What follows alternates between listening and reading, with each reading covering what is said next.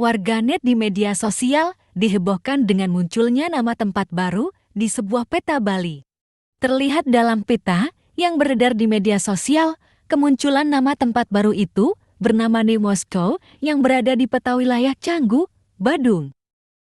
Penamaan tempat baru itu tertulis dalam bahasa Rusia yang merujuk ke wilayah Kuta Utara, Canggu.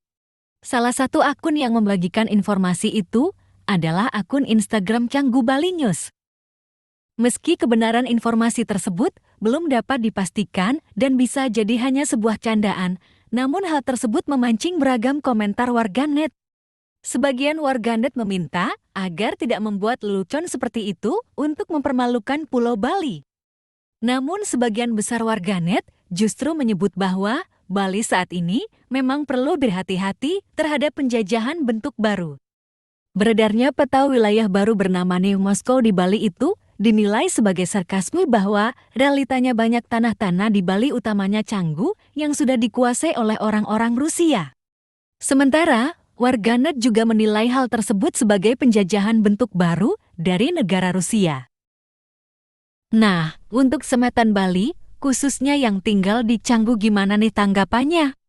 Tulis di kolom komentar.